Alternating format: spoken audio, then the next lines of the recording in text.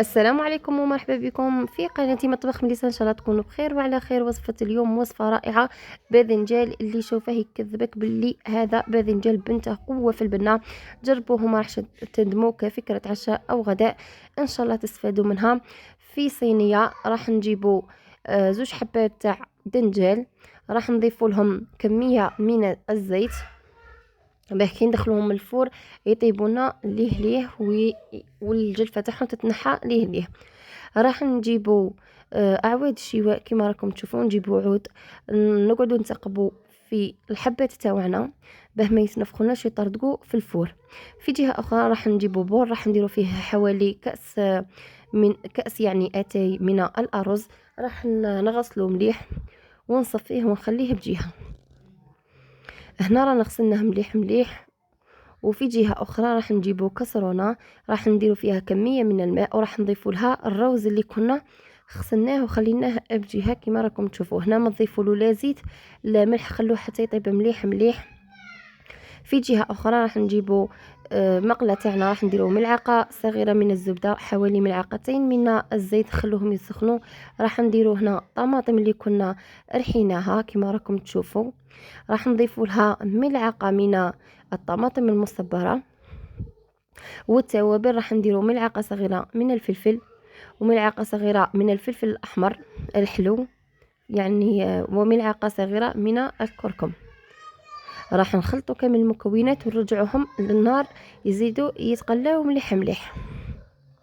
راح نضيفوا كمية من القزبر والمعدنوس ونخلو كلش يتقلى. هنا كي تشوف فيها تقلى وخرج لك كامل هذاك الزيت، راح نضيفوا كميه من الماء، راح نمرقوا لاصوص تاعنا ونخلوها تزيد الطيب حتى تختارنا لاصوص تاعنا. غلقي عليها وخليها تطيب. في جهه اخرى بعد ما يطيب لنا الدنجال تاعنا راح نجيبوه، راح نقوه نحولو كامل هذاك الجلفه تاعو كيما راكم تشوفوه. هنا راه سخون، ماذا بكم كنت مقلقه انتوما خلوه يبرد شويه ونحولو كامل الجلفه تاعو.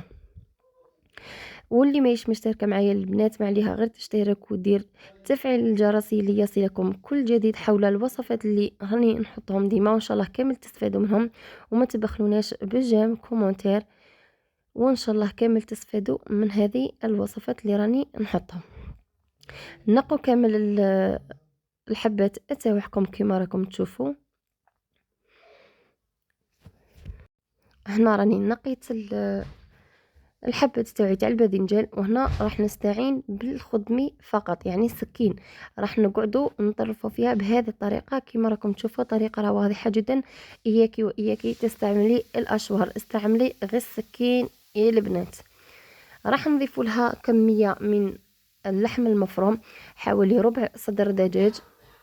وراح نضيف لها حوالي ملعقة صغيرة من الفلفل، وحوالي ملعقة صغيرة من توابل الدجاج، وملعقة صغيرة من الكمون.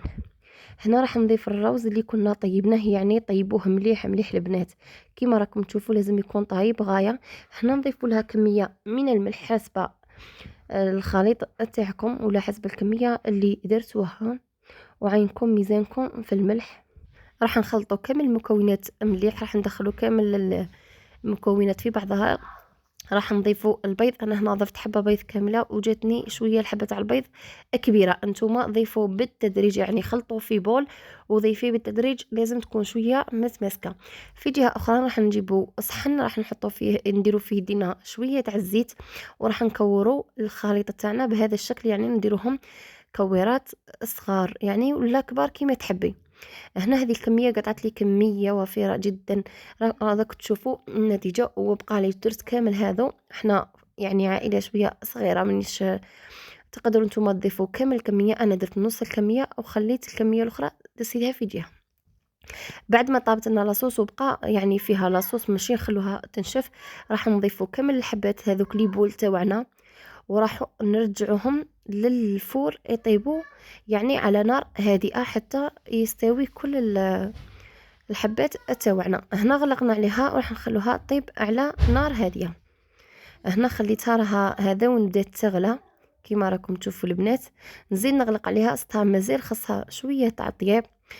وهنايا هذه هي النتيجه. راح نضيفوا لها بعد ما طابت لنا يعني الدوائر تاوعنا هذوك يعني الدولمة تاعنا تاع الباذنجان، راح نضيفو حوالي 3 حبات من البيض، راح نضيفو رشة من الملح على جال البيض باش ما يجيناش صامت البنات.